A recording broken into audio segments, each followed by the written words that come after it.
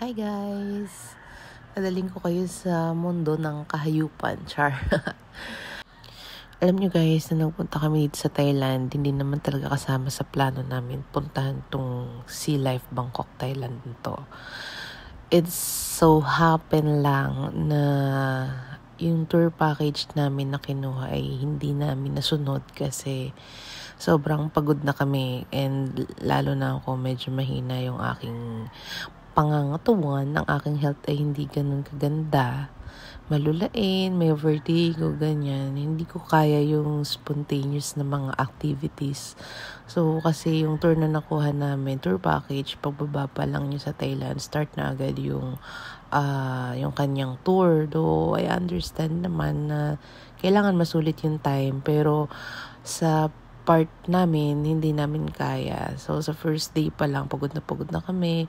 Paglapag pa lang ng aeroplano, kung saan na nagpunta na agad sa first destination. And from airport to that destination ay medyo malayo-layo pa. Yun ay yung Cactus Garden.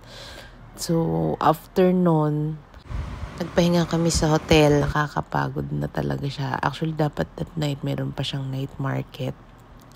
Pero dahil hindi ko na nga kinaya, hindi na namin kinaya ng kasama ko. Hindi na namin tinuloy yung night market. Nagpahinga na lang kami. And the following day, sinabi namin dun sa may-ari nung tour na yun na hindi na kami sasama. Kakaroon na lang kami ng sarili namin lakad. So, from hotel, naghanap kami ng malapit na tourist area or tourist spot. Nakita namin dun is yung Siam Square, yung isang sikat na mall doon sa Thailand. Then, nakita namin kung anong meron ba doon bukod sa mga pwede naming i-shop is yung Sea Life Bangkok, Thailand. Alam nyo ba guys, hindi pa ako nakakapunta sa Ocean Park ng Philippines, pero dito nakapunta. Ito ang first kong napuntahan na parang Ocean Park siya dito sa Bangkok, Thailand. So, yan. Nakita namin yung iba't ibang uri ng hayop sa Thailand. May shark, may penguin. Dito, nagbumaba kami doon. Nag-boat riding kami kung saan mas malapit kami sa mga shark.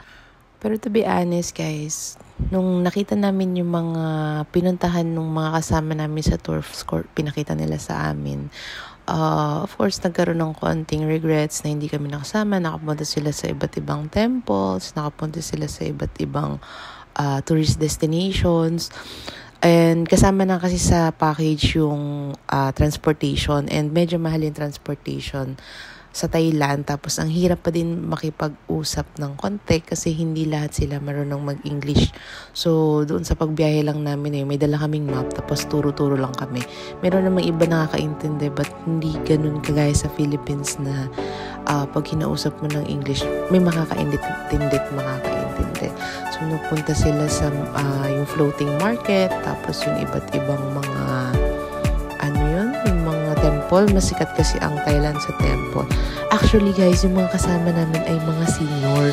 Tapos medyo napapaya ako sa sarili ko kasi parang mas active sila, tsaka mas malalakas yung katawan nila compared sa amin. Kasi kami talagang pagod na pagod kami sa simpleng biyahe, simpleng ganito. Parang lesson learned dito siguro. Next time, kailangan i-ready ko talaga yung katawan ko kung magkakaroon man kami ng panibagong tour sa ibang bansa, para ready ako na maging ganun active, ganun kalakas yung katawan ko.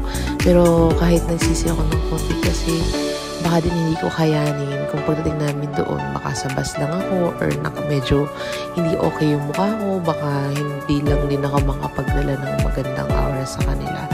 But at least happy naman na nakapunta sa Thailand. Meron naman kami napuntahang ibang destinations doon, yung mga malls, street foods. Papakita ko sa inyo sa susunod na vlog.